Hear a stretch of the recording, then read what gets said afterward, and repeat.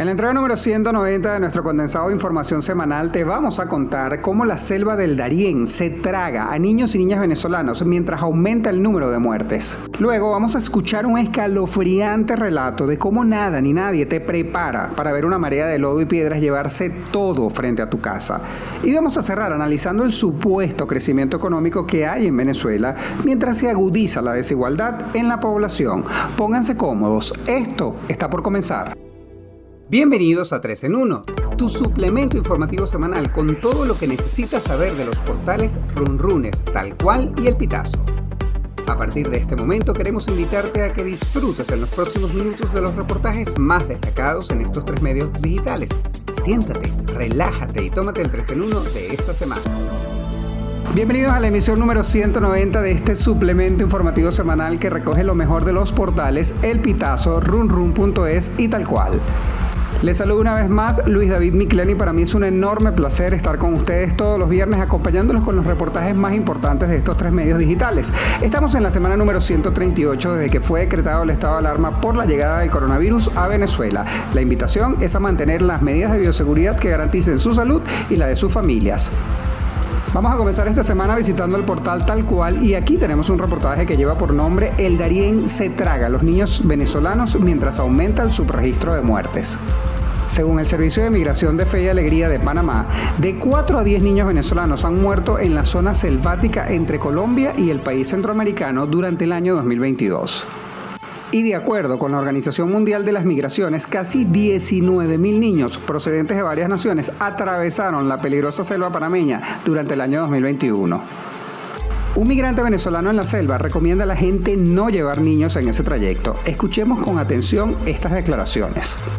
No lo hagan porque la gente les dice o algo, no traigan a niños para acá, es demasiado, excesivamente fuerte. No traigan a los niños para acá, no los expongan a esto, échenle bola y busquen la otra vuelta, saquen su pasaporte. Mira, en Capurganá hay una manera de atravesar esta selva, el que no lo sabe es como el que no ve. Ustedes llegan a Capurganá y hay un sitio que los deja más adelante de Carreto. Y no tienen que atravesar la selva y son como $700. Por favor, tomen conciencia, no agarren a sus niños para esto. Una cosa es que se lo digan y otra cosa es vivirla. Vamos a conversar con la autora del reportaje, María de los Ángeles Graterol, para que nos responda un par de preguntas. María de los Ángeles, espero estés muy bien, un gusto recibirte nuevamente. En una zona tan inhóspita como el Darién, ¿cómo se hace para tener un registro confiable de fallecidos? Bueno, acá digamos que hay 2 formas para verificar los datos de las muertes de los niños migrantes venezolanos o de las personas en general que fallecen dentro de la selva del Darién, y son las siguientes. Una es que el gobierno de Panamá, pues en efecto hace un trazamiento de ADN, todos los procesos que tienen que ver con el reconocimiento del cuerpo. Pero, por ejemplo, cuando ya hablamos de ONGs, en este caso concreto del Servicio de Migración de Fe y Alegría Panamá, la data, digamos que se levanta de una forma diferente. En primer lugar, pues hablamos de reportes anecdóticos, esos que los migrantes que pasan por la selva del Darién y una vez ya la cruzan, pues dan datos. Dicen, mira, yo me encontré 3, 4 niños muertos, era una familia completa. Entonces, lo que hacen las ONGs es que ellos mismos han levantado un registro, una data con esto y pues tratan de contrastar esa información que tienen con algunas de las muertes que anuncia el gobierno de Panamá o algunos datos que suelta de vez en cuando, tal vez digamos no a todo el mundo. Y pues ellos dicen, mira, esta muerte coincide o este fallecimiento coincide con X o Y fecha, es la misma que nosotros tenemos, es el mismo reporte, es el mismo tipo de muerte, y pues así han logrado, digamos, dar un poco más de información, más detalles acerca de este tema tan delicado que en muchas ocasiones la misma Organización Internacional de las Migraciones ha dicho que pues es bastante complejo y que debería reforzarse debido a que es necesario tener toda la data para pues desarrollar políticas migratorias para protección o de protección para los venezolanos. ¿Y cuál es la recomendación para los padres o representantes que tomen la decisión finalmente de incluir a los niños en esta peligrosa ruta? La recomendación que hacen los expertos, y en este caso muy concreto el coordinador de Servicio de Migración de Fe y Alegría Panamá, que es Elías Andrés Cornejo, dice que es muy importante que los padres de los niños venezolanos o de cualquier otra persona pues que piense hacer esta travesía con menores de edad es que utilicen o les pongan alguna plaquita con información de los familiares que quedan en su país de origen, números telefónicos, correo, nombre del menor, del niño. Esto porque en algunos casos pues se pierden los niños en el trayecto o incluso algún padre fallece, de manera que cuando llegue al otro lado las autoridades de Panamá pues pudiesen hacer o resolver un poco más rápido la reubicación o reunificación familiar del menor, teniendo ya esa información previa, ¿no? Ojo, esto sí debe ser, digamos, puesto en un lugar del cuerpo que no sea muy visible, porque tenemos que tener en cuenta que en esta selva del Darién también operan bandas criminales que de alguna manera pudiesen aprovecharse de esa información y extorsionar a las familias que están del otro lado. Otra de las recomendaciones que hay es que, bueno, llevar full agua, porque uno de los grandes problemas o las grandes afectaciones que están presentando los menores venezolanos es la deshidratación. Además, es, digamos, vital que vayan con alimentos secos, alimentos no perecederos, para que puedan hacer la travesía con un poco más de, digamos, fortaleza y que no pierdan energía o fuerza en medio de estos 130 kilómetros de un paso fronterizo tan peligroso como este, con condiciones extremas. Cuídate mucho, María de los Ángeles. Pasamos ahora a visitar el portal runrun.es, mejor conocido como Runrunes, y aquí tenemos una RR Plus que es una crónica increíble. Nadie te prepara para ver una marea marrón pasar frente a tu casa. A tan solo una semana de haber ocurrido la tragedia de las Tejerías, la urbanización El Castaño en Maracay sufrió algo similar a consecuencia del desborde de la quebrada Palmarito. El agua y las piedras que bajaron de la montaña destrozaron casas, carros y acabaron con la vida lamentablemente de 4 personas. La inclemente lluvia que cayó ese día alteró la cotidianidad de la vida de los vecinos del sector, donde tienen casas figuras como el expelotero y empresario David Concepción. Nuestra compañera María Josefa Maya, quien vivió en El Castaño durante toda su infancia y aún tiene miembros de su familia allí, nos cuenta parte de su crónica.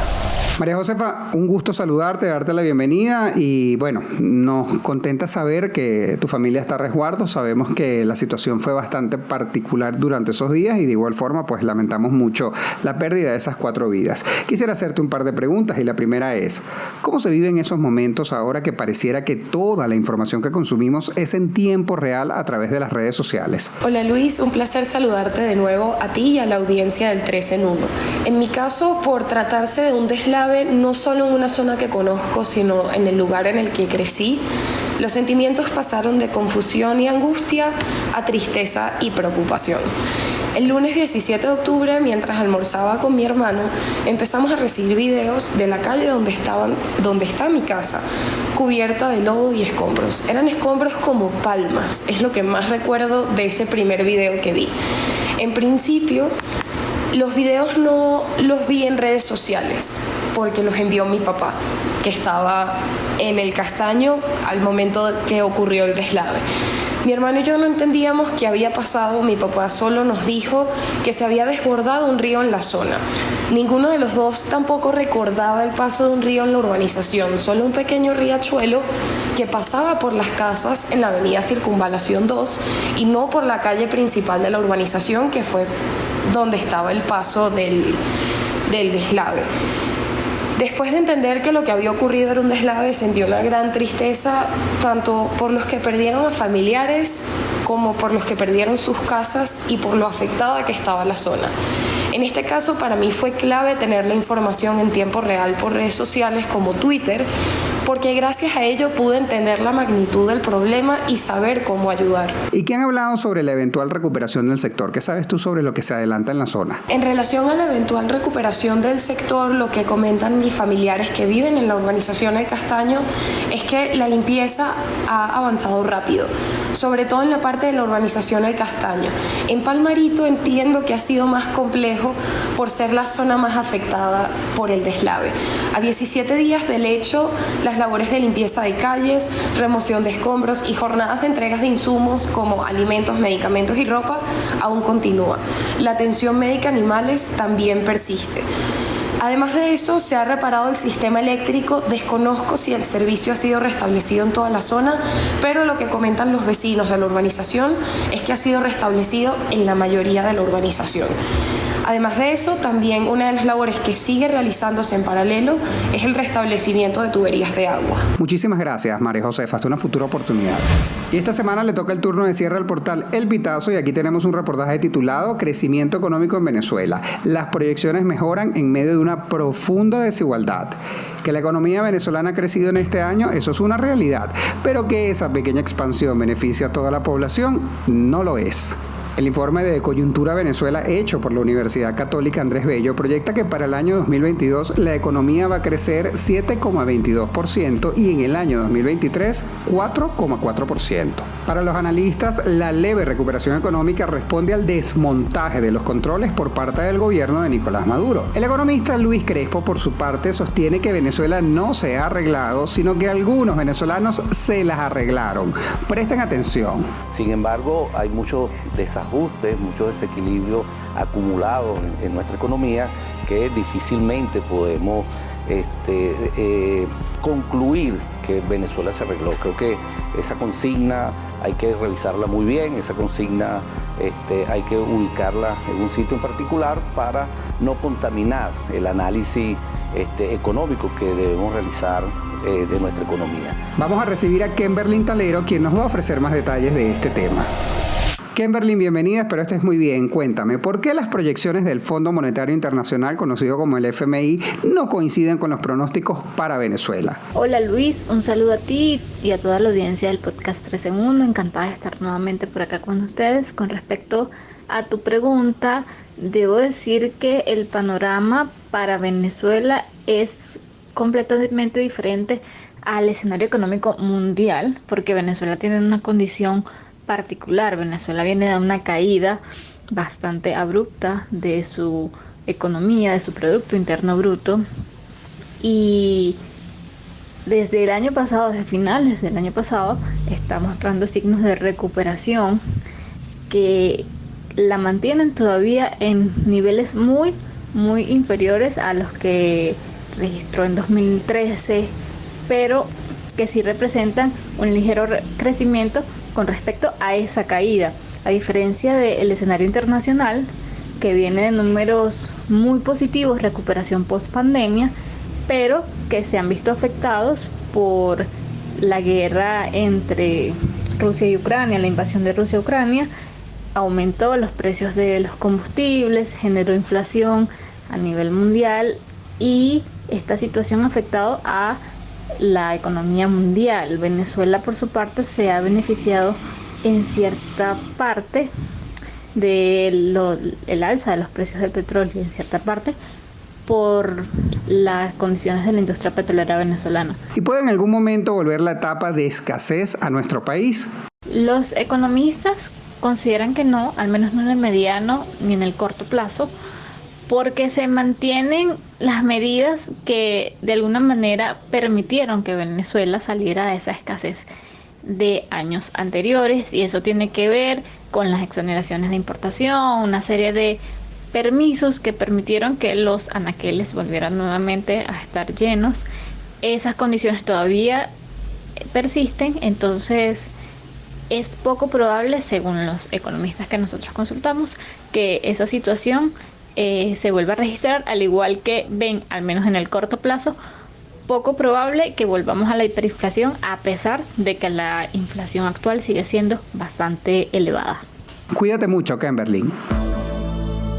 Estimada audiencia, con esto hemos llegado al final de nuestra emisión número 190 del 3 en 1, tu suplemento informativo semanal. Les invito como todas las semanas a que nos ayuden a llegar a mucha más gente y lo que deben hacer es muy sencillo, compartir el enlace.